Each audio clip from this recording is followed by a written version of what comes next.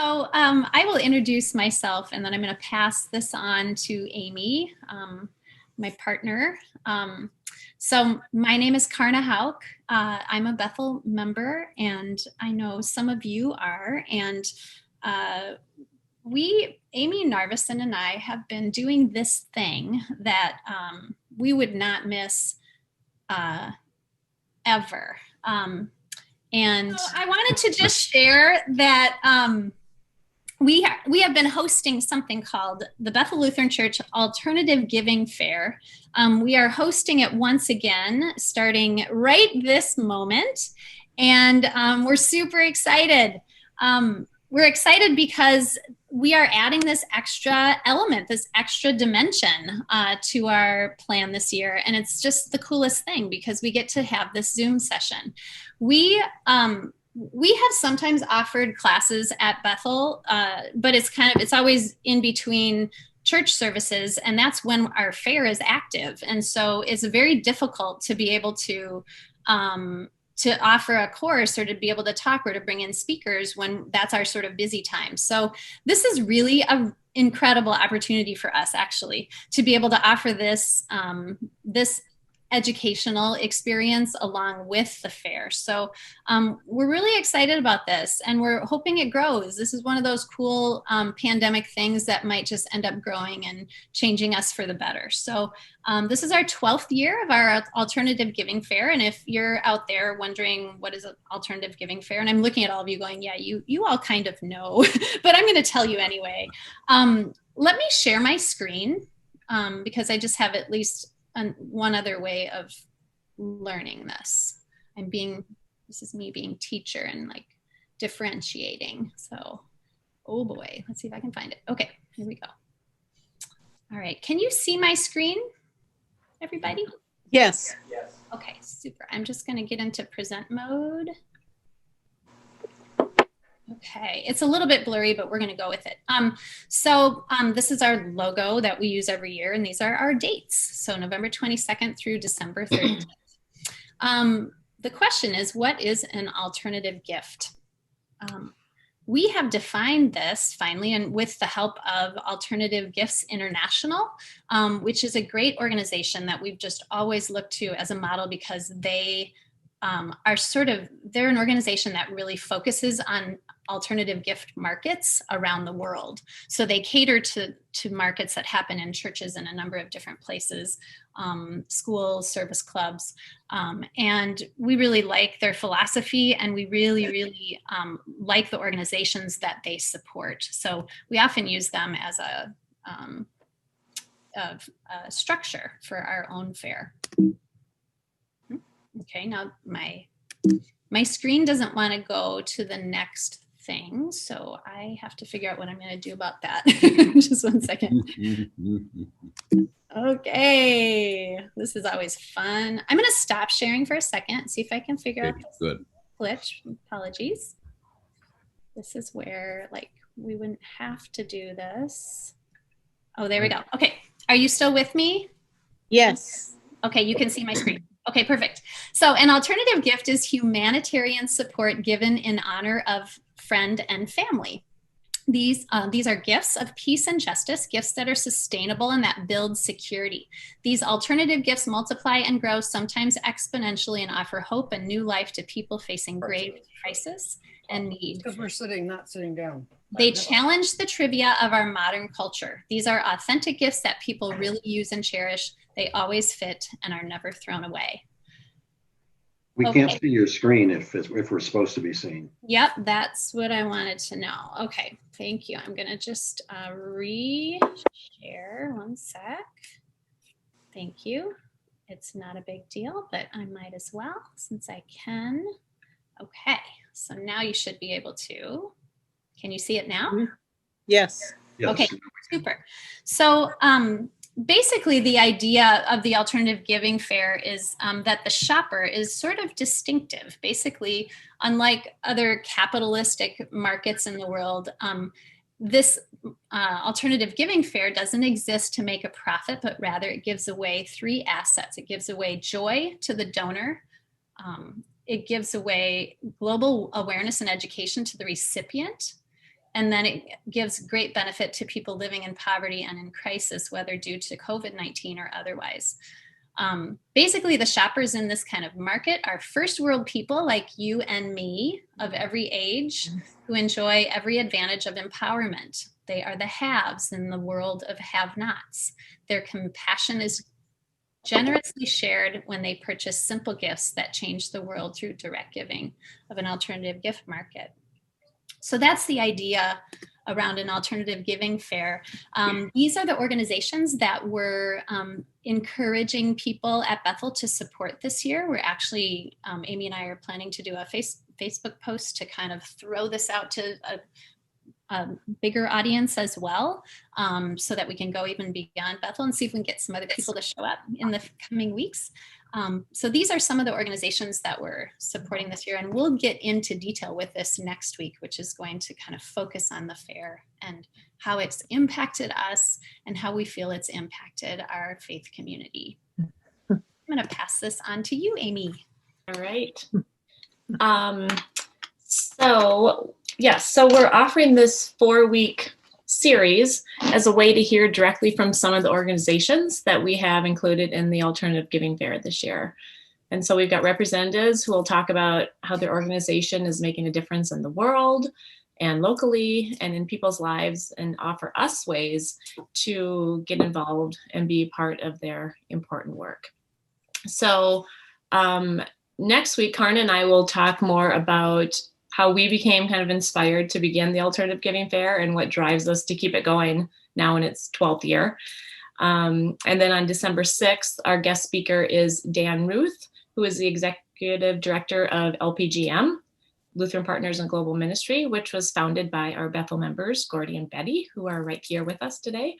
And this organization is obviously close to Karna's heart because her parents started it, but it's also very close to my heart too, as I went on their first mission trip many years ago with them. So Karna and I have seen both sides of this organization's work and see the good that it's doing for children and adults in India and Africa and Guatemala and other places around the world. So, and then on December 13th, we will hear from Paige Nagel, all the way from New York City.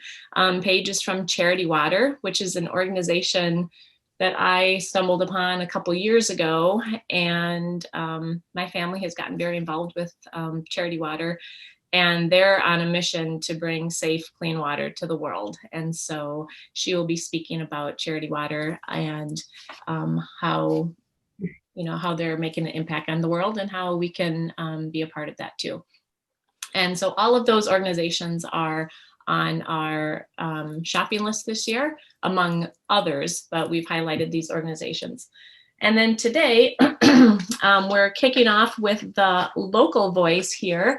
We've got Scott Wapida, who's the executive director of the CAC. And with him, we've got Lisa Percy, who is the Operation Joy coordinator. And they are kind of bringing the local voice to us today and telling us about what's happening in Northfield and kind of some the impact that their like Operation Joy, they'll talk about that and how that's making an impact on the people in Northfield and what we can do to support that and get involved with that. So I will just let Scott get started. He's right here. Welcome, Scott and Lisa, and thank you for sharing about the CAC with us today. Sure. And just making sure, can you guys see my screen and presentation? Is that working? All right. Yes. Awesome. See, look, technology works. So just thanks, Amy, for the introduction. Thanks, Karna, for putting this together with Amy. And so my name is Scott Wapida. I'm here with Lisa Percy. As Amy said, I'm the executive director at Community Action Center. And so today I thought we're local in Northfield. We all go to church together. We normally eat lunch and have coffee together. And so there's not a lot of need to dive into explaining necessarily the roots of CAC. I'll give a quick 1-minute overview and then really talk about Operation Joy and talk about really this conceptual nature about how we support each other in our community and all the different ways that happens in and through CAC, as well as I do want to give, I've been asked a lot about, in terms of COVID and in terms of this last year, even if we just talk about 2020, some of the unique challenges that families have experienced and what that looks like in our community for the Bethel congregation and for people around to kind of have firsthand knowledge of some of the challenges we're facing. And so I think just the quick overview side of this is that CAC generally can be understood.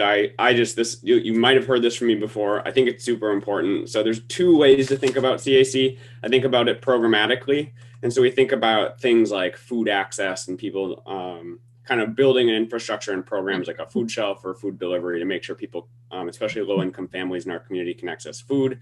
We think about housing, and CAC operates both emergency shelters. We're building an environmentally carbon neutral or net zero energy emergency shelter build right now going on. We actually own complexes where we provide supportive housing, and we do especially a lot of crisis intervention work around rental assistance and helping people stay in their homes.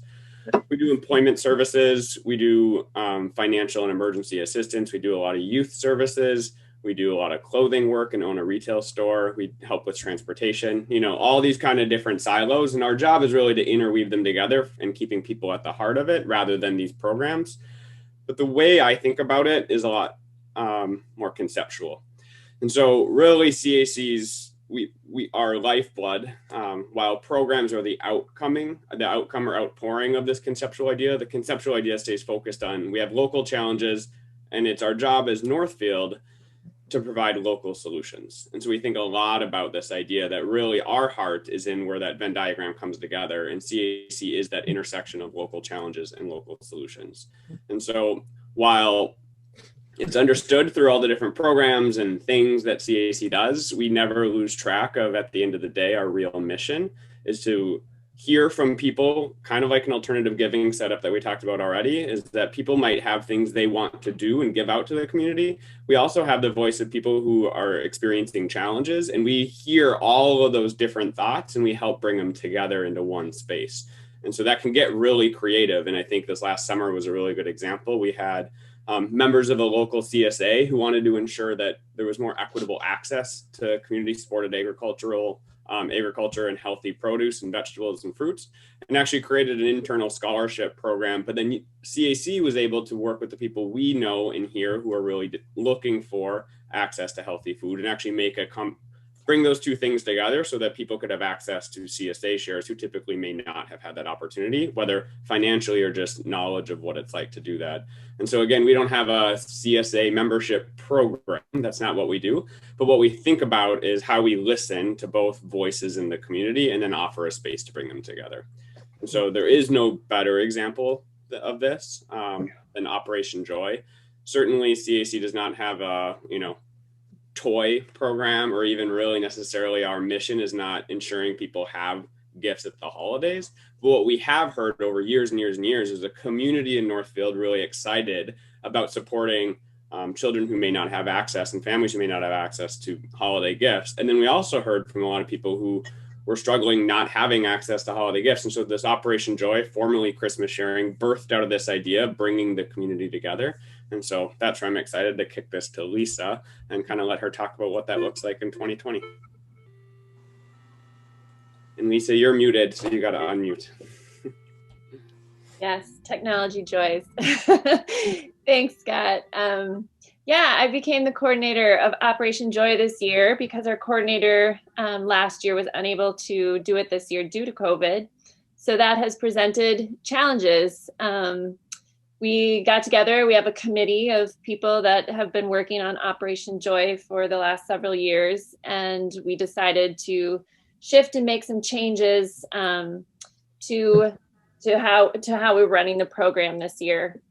Operation Joy has been in several name entities, but has been part of the Northfield community for over 50 years. So that's pretty amazing in itself.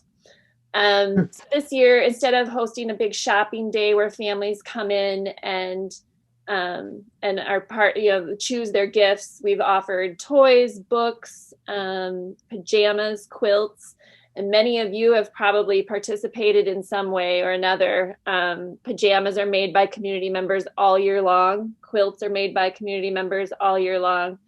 And so we take those and offer them to families each year. And this year we decided, due to COVID, there were just too many obstacles to overcome to keep the safety for our clients as well as our volunteers, to keep everyone safe, that we're doing a drive-through this year. That drive-through, people will come through. We're going to select pajamas and quilts for them, just like we have in other previous years. And then we'll also be offering gift cards. So to keep everyone safe, that's the plan for this year. And we've seen an outpouring of contributions from the community, both through businesses and individuals, which has been outstanding. It just amazes me every year how much the community supports our program. We have over 300 families signed up this year, 800 plus children that we will be helping through the holidays. And like I said, many organizations, businesses in the community are helping too. If you shop at Just Food Co-op, they're doing a roundup this month for us, and we'll be matching those as well. And Content Bookstore is also doing, I think it's like the golden ticket, if you've gotten emails from them, which is really exciting, that we're providing children with a golden ticket that they can go in and choose any book they want from the bookstore, which is more exciting than being limited with an amount that might not meet the need of the book that they choose.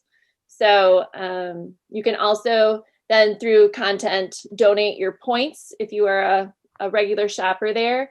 You can also buy gift cards intended for Operation Joy. Jessica said just put in the comment online that they're meant for Operation Joy. And she's putting together those certificates for us to provide for families as well. So yeah, thanks to everybody who, if you've already donated, you can go online and donate on our website, or you can send donations as well via mail. So we really appreciate all the support. Lisa, can I ask a question? Yeah. So for those like people at Bethel, Operation Joy has always been part of our alternative giving fair. So they come into church for, those weeks that we have that up, and they see that and they, grab the little sticker that says, what age child and thing, and they bring the gifts back. So this year they can donate through the website, you said, and then the golden ticket, they would go like directly to Content's website to do that. Is that correct? Or is that through your website also? That one, the content aspect, Jessica's been a huge supporter to help us do books for the kids every year. And so she took that in-house herself this year. They're doing a large match to the points that are being provided by customers, as well as the gift cards. She said, you can come right into the store and donate cash there as well. If that's, if books is part of your passion for Operation Joy, you can go into the store as well. But if you'd like to do that safely from home, you can go online.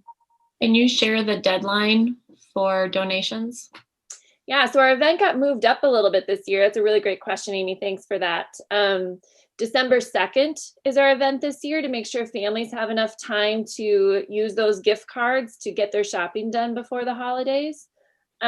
So ideally, last Friday was our date that we appreciated those donations, but we take donations right up until the day of the event. We can use those donations. We can run out, get the things that we can add and need. So as soon as possible is good.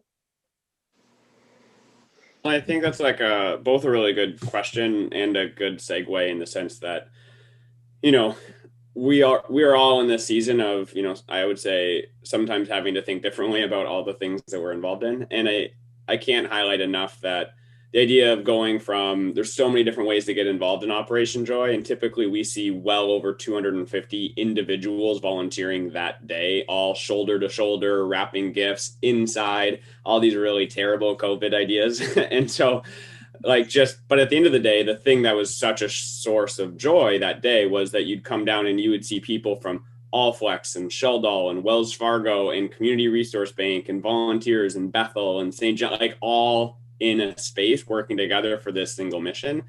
And like, we've all taken that like mental image in our head and like really tagged that to this is the beauty behind this program.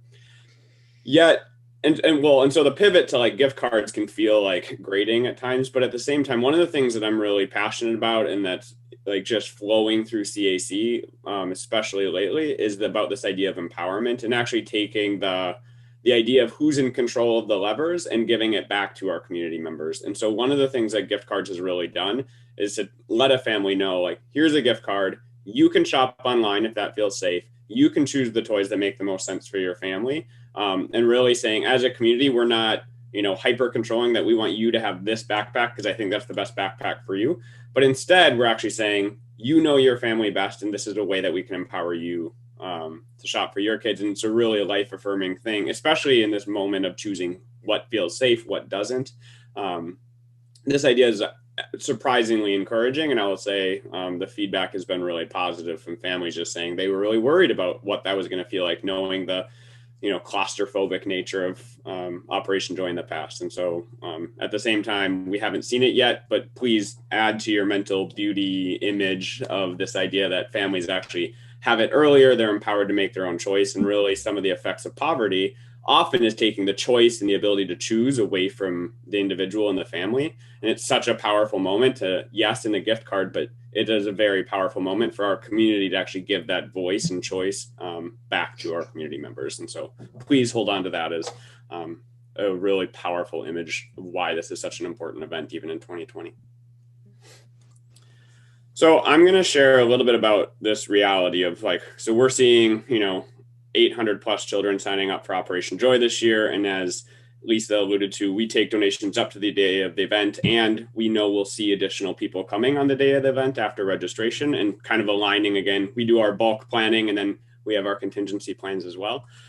So just to kind of name, here's some views I want to go through.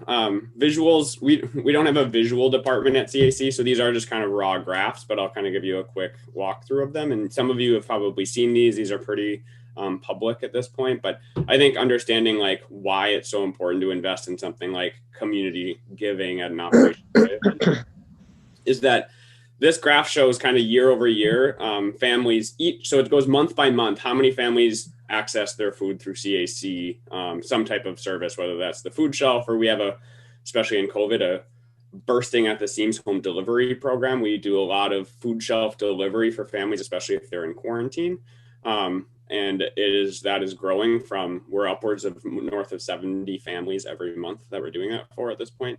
But this just, year by year, the bottom two lines, the green and the purple, are just showing what, historical norms are at CAC in 2017, 2018. We saw some growth in 2019, which we talked about and kind of were overwhelmed by. We attribute a lot of that to some program model shifts, but then you see this, what happened in 2020.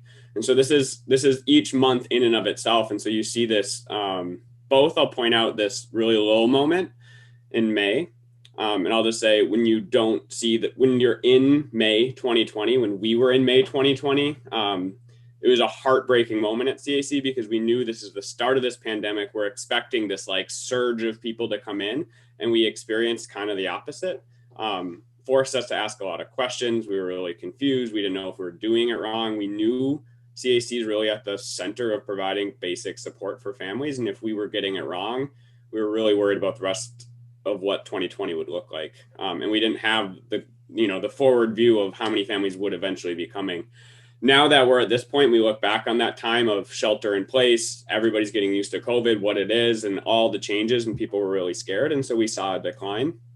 But you see what happened in June, right? You see that reaction to that decline. And so for the last, 6+ months, CAC has been operating at essentially twice its normal capacity in terms of providing for food for twice as many families every single month.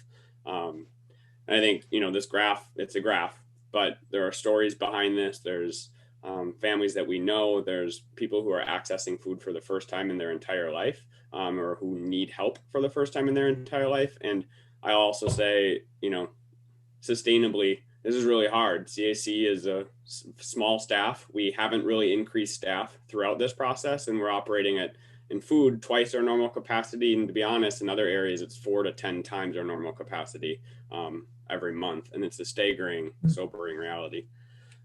Here's a couple of views of just some of the things we're doing to support this increase in need.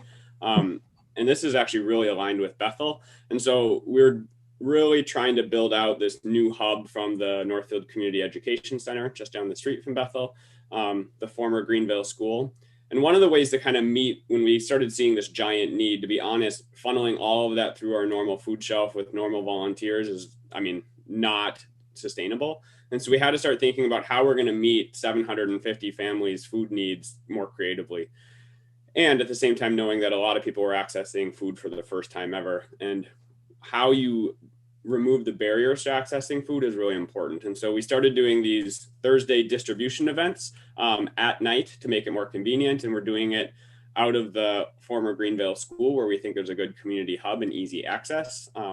We're serving right now about 100 families. And the idea is that you can just drive up in your car. We do no registration. We don't require a lot of certifications. We know that for people accessing food, like the ability just to come and get it somewhat anonymously is really important. And so as an outreach effort, we've been doing this, and it's grown from about 80 to 90 families on a Thursday. And last week, I know we hit 125 families in 40 minutes. Kind of ran out of our food and actually went back inside where we have food and packed more boxes to kind of serve more families. And it's a growing thing. And as now COVID numbers escalate, things continue to go this way, we know this is going to be an area more and more of more need. One of the unique things I just want to share, one thing CAC is really passionate about from the local perspective is we actually source all of our produce and vegetables from local growers, especially in the COVID time of thinking how we use that money to support our local partners and then in turn support our local community is a really powerful way to both provide some economic stimulus, but also to ensure that there's healthy fruits and vegetables for families, and connecting that at the local level is really important. Here's a couple other just events. We have a meats and treats event is what we're calling it, coming up pre-Thanksgiving, just to kind of, again, thinking about how some members in our community have kind of rallied together to say, this is what we'd want to do. And so CAC becomes the facilitator of an event like this. Here's a couple of pictures of a van that we're really excited about. So we, in partnership with actually the city, had some CARES Act dollars help purchase a cargo van, and Northfield Automotive discounted the price of a brand new van so we could afford a brand new one. And this, we eclipsed well over 1,000 households receiving food through this van last week. And so this is just a couple of photos, but the van is traveling throughout Rice County at this point, both getting food, getting produce, bringing food and produce to different places, helping transport food to the Northfield Community Education Center, and is a new kind of really helpful tool for CAC. And just thinking about how food looks, we've kind of gone from this small food shelf to we have had to scale gigantically. And so this is just a view into a new space that we're looking in terms of food storage and all the different food, from taking cereal donations to beans to turkeys to chicken, like all the things. And just we've had to really up our food game. And so the last thing I just want to show visually is in terms of providing safe resources for people, we are seeing this growth and need. And yet at the same time, you think about what it's like to meet twice as many families and go through the, hard, difficult conversations of somebody who might have some challenges or needs, not just related to food, but mental health, crisis, rent, employment. And so most recently, we've been operating out of a tent outside. We are now operating out of a repurposed ice fishing house. There is not a hole in the bottom to still fish. I tried.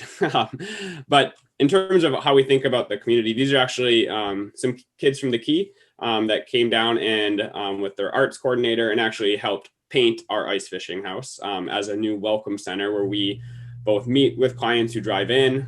We meet them outside. We kind of slide open the window and have those conversations. But again, we're always just thoughtful about, this isn't about just safely welcoming people. This is about empowering our community to be part of welcoming people and meeting them in a time of need. And so shout out to the Key and the great leadership there with Emily and Maria's pictured and all their staff in terms of what it looks like to really think thoughtfully about connecting people in an alternative way to CAC's work. So a couple more graphs. So this is a housing assistance perspective. Really, this one is the most sobering for me. This is the idea that families who have lost their income, and especially in this eviction moratorium kind of phase, like where you align your resources when you have less and less resources as a family has been a real challenge. And there's been a real lack of clarity out in the world of what does it mean? Like how do I keep up with rent when I can't keep up with my food costs, when my kids need, X, Y, and Z, and how do you make these choices as a family? And so CAC has seen a gigantic exponential growth in needs around rental assistance from families. We typically, you can see similar graph, the green and purple on the bottom is like CAC's historical average. And this is like an aggregating amount. So how much, you see on the right, the December totals, or like how much did we spend in that entire calendar year? So typically CAC only does like $20,000 to prevent evictions and to keep people in their housing after a time of crisis. Saw that similar spike in 2019 going up a little bit in the blue, and then you see the red. And so this is a feat. Again, same staffing model, but looking at even by October, we're at roughly, instead of $20,000, historically, we're at about $140,000 of money that we've used to support community members. Right now, just to name it, as we go from October to November, there's an extra $50,000 that we've spent that's not yet represented in this graph, and we expect that December amount is going to grow even more. And so you think about each month at this point, from last month through the end of the year, if we're at about $50,000 a month, that's 2.5 times our normal yearly budget per month. And so just this idea that one of the things we found is that COVID has not impacted some people so much in terms of work. It has impacted some people a little bit. And then there's this population, and it's a significant population of people who just have the crosshairs on their jobs, on their health, on their housing, and they kind of get hit over and over and over again. It is not just one challenge. It's when you've been out of employment for 6 months, or you've had decreased hours for 6 months, or I think in some of the cases, what we've seen is a lot of this rent support, when I pull out the numbers, often represents people who have, 5, 6, 7 people in a household. And sometimes that can mean that 3 different income earners have all lost their income or seen a significant decrease in their income, or a significant decrease in their hours worked. And so this idea of that kind of multiplying effect and impact it can have on a family is really seen here. And also just realizing that's a lot of resources. I mean, these are actual cash dollars, and this has to be raised and sourced from someplace. And CAC's had to get really creative to meet this need. Shelter is a similar thing. So this is just purely like a hotel shelter view. It's an ugly graph. I don't really like it, but I just want people to understand, I think, just the shakeout from COVID and the need to quarantine and the need to be spaced and not having strangers sleeping on your couch has really led to this 10 times exponential growth, and us having to use hotels as a place where we can provide safe, like sanitized, like place living or sleeping arrangements, because people can't be doubled up on a couch. You can't live in your car with other families, and just this cost piece to all of this. This represents approximately 500 plus nights of hotel stays for us. And often this is a family with a kid, or this is a mom fleeing from maybe something that's a domestic violence situation. This might just be somebody who needs a one-night thing, or it might be somebody who's needed 3 weeks to help quarantine from another family member in their small home that has COVID. And how do you keep different parts of that family safe when you have a 1-bedroom home? And this kind of, again, growth cycle is really difficult. So I'll just share, like, who are they? I'm going to kind of pause here, and I know we're going to be at time at some point too, but as Bethel and as a very strong partner with CAC, especially around food and even helping getting our new kind of satellite space at the Northfield Community Education Center up and running, I think one of the questions I get asked all the time is from churches is, hey, how does CAC explain, like, and keep the church connected to families experiencing challenges? And we're happy in that role. We do that. And I think it's really important that we continue being that convener and connector. But I also think there's an opportunity for the church to think about, as a church, how are you connected to our community, and where are we as a church community? And I'll use we, where are we as a church community serving, and who are we engaged with, and who are we connected to? And I do think there's some realities that as I talk to more and more people, these graphs shock a lot of people. And I think what that can be an honest reflection of is who we're connected to.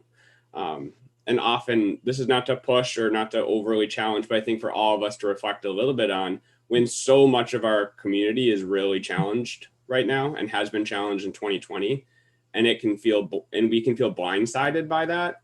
I do think we have some questions to ask of who are we engaged with, who do we have relationships with, and who are we focused on as small pockets of our community. And if we don't know anybody who's challenged right now and experiencing a really challenging 2020 financially, I think we might have to understand that we have become a little bit disconnected from other community members in our town.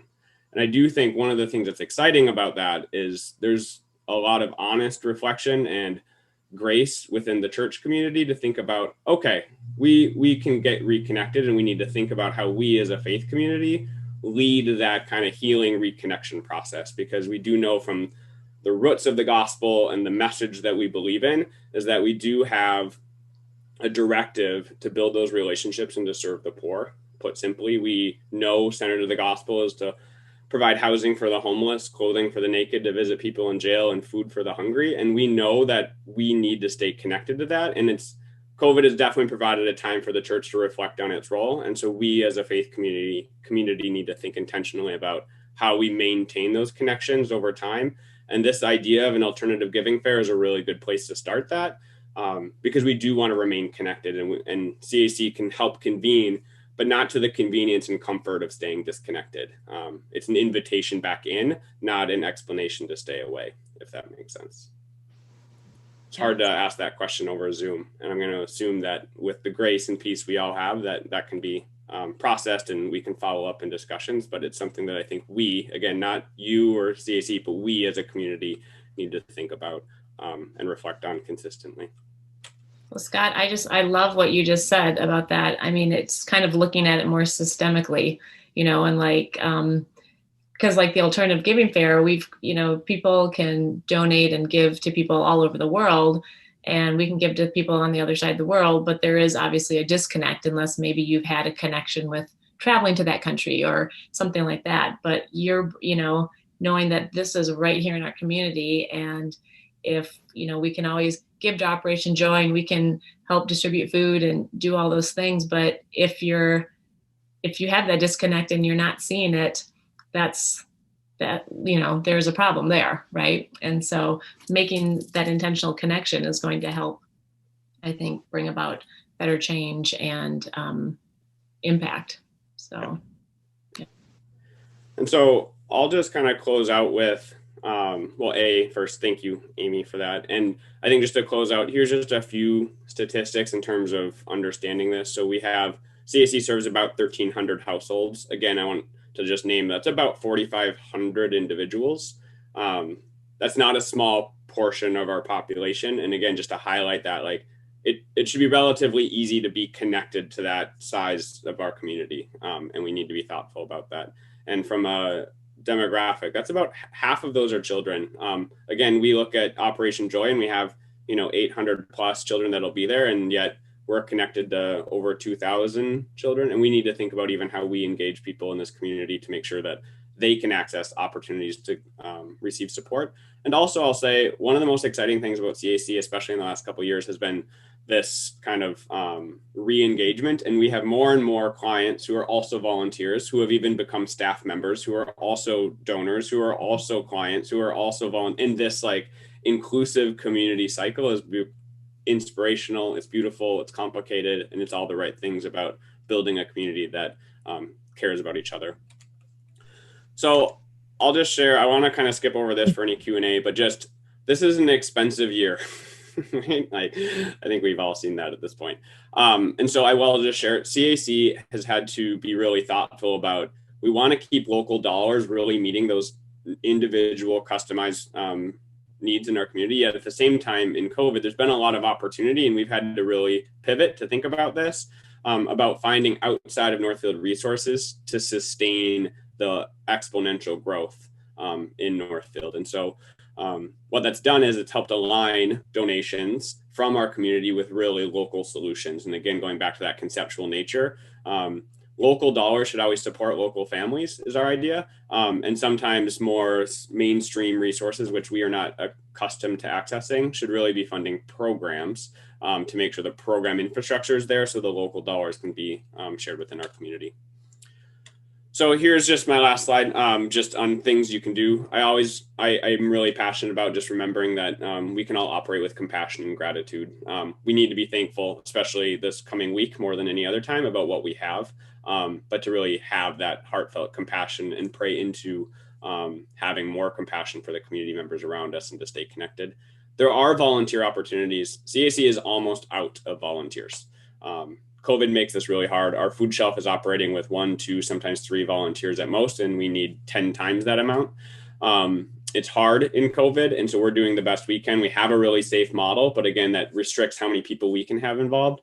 But also to be involved on Thursday nights, which is an outside easy distribution to just get food into boxes, into cars, or even for Operation Joy and connecting with opportunities for that. I do think our home delivery system needs a lot of support. 70 plus families a month is not an easy thing for CAC to grow a new program with, and we need delivery drivers for that. You can donate just to fill those gaps. That's the only way we can fund some of these creative things that don't fit into silos that are more mainstream programming. And then just, again, that relationship and connection piece. So I'll close out. I'll be done. I've talked too much and given too many visuals that are all graphs and giving you traumatic experiences from middle school. Sorry. And so just, I'm open to questions. I think there's a lot of discussion here, and yet I know we're getting short on time. So we just have a couple minutes for questions. If anybody wants to direct a question towards Scott, just unmute yourself and go for it.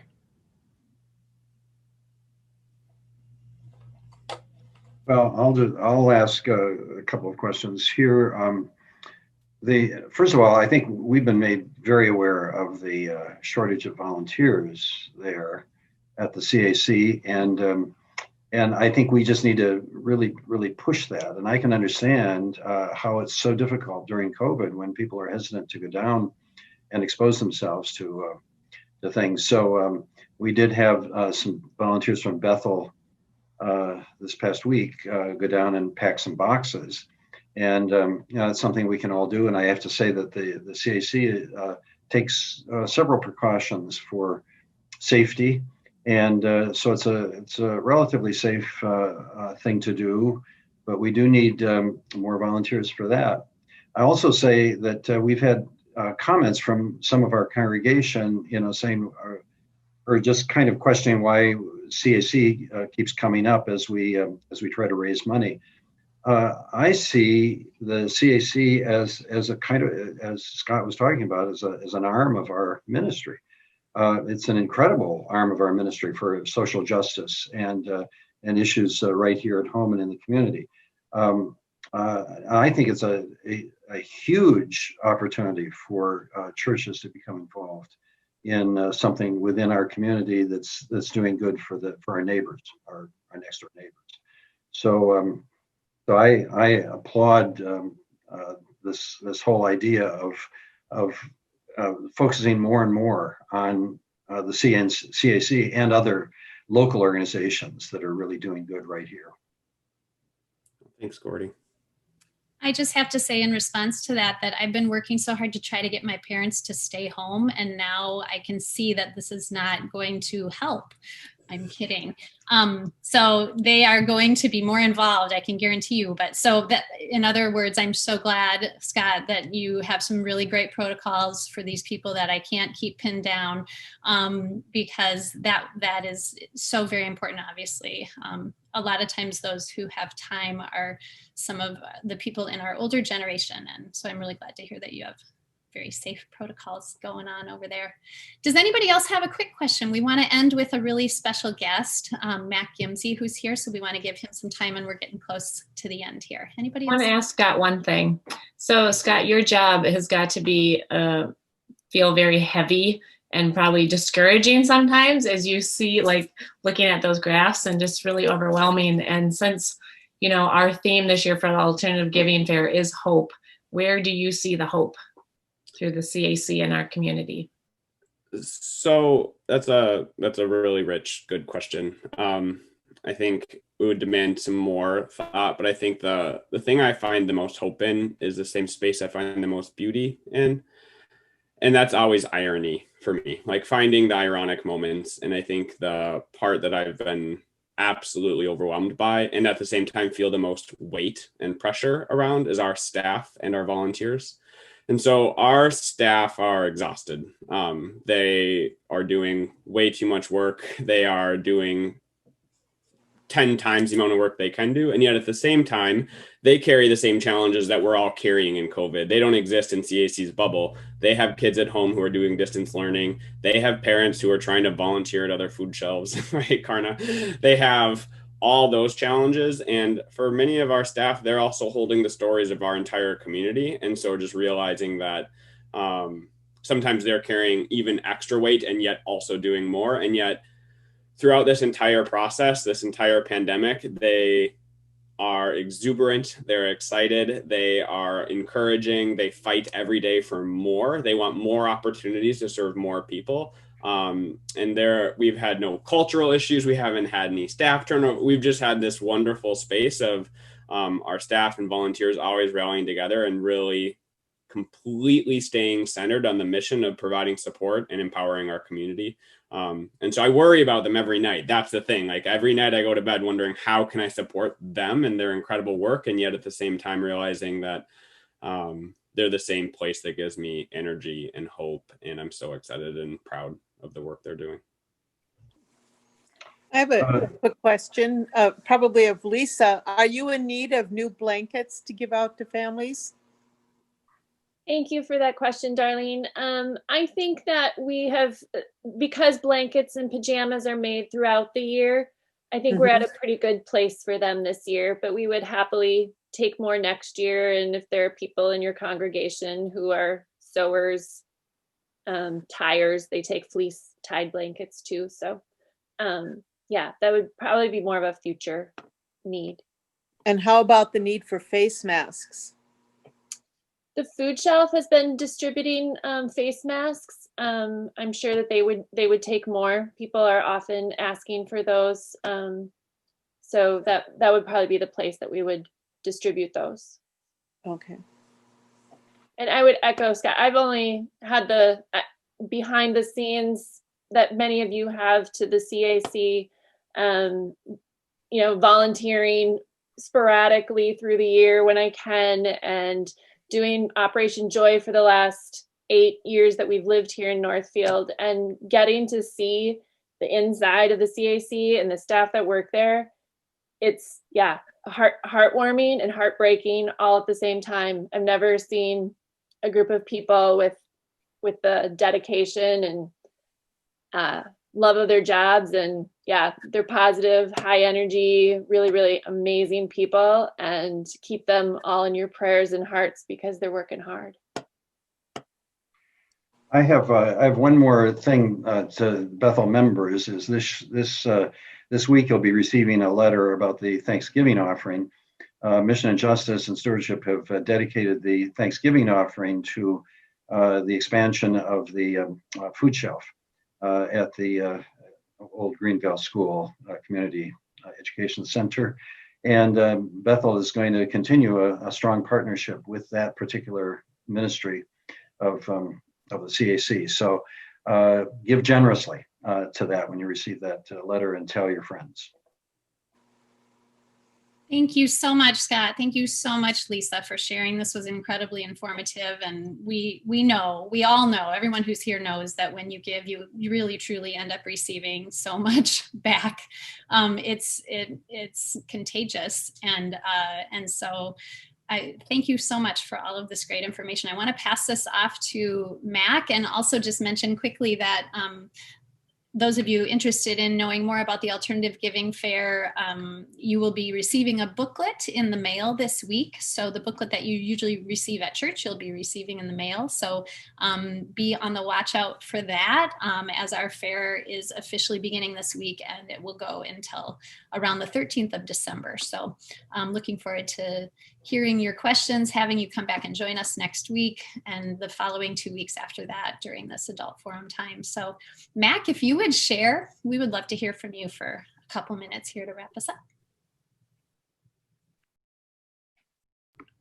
Can you hear me? I'm on. Yes.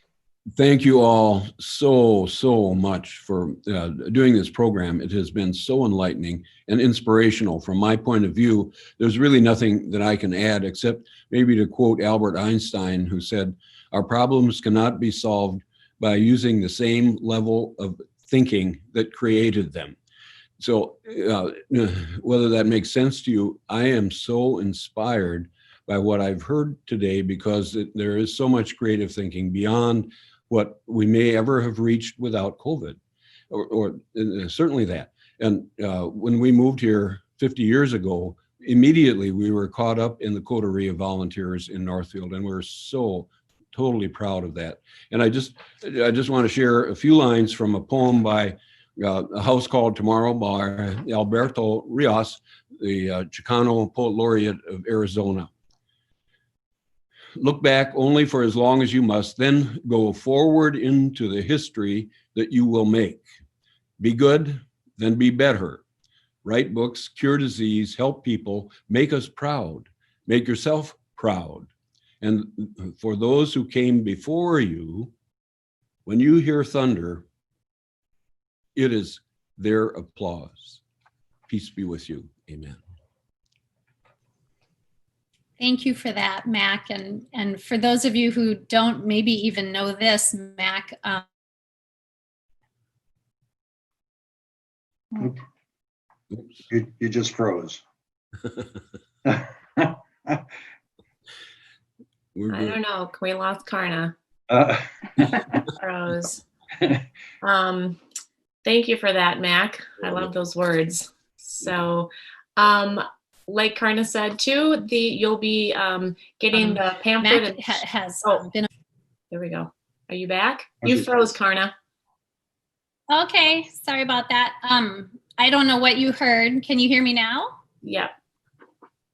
Okay, I don't know what you heard, but I just basically wanted to say thank you to Mac. Thank you to all of you. Mac has been awarded the Living Treasure Award from the City of Northfield, if you don't know that. And we're happy to have him with us every week. So again, thank you for being with us this week. We're looking forward to having you come back and join us next week. Tell your friends. We'd love to expand the opportunity for being educated around these topics over the course of the next 3 weeks, and look for your booklet in the mail. Everyone I saw on the screen is a living treasure. Thank you. That was okay. You got your points now. Yeah. Okay, take care. Thank you so much, and have a wonderful Sunday. Thank you. Scott. Thank you, Lisa. Thanks a lot. See all of you. Thank you. Great program. Thanks, Scott, Lisa.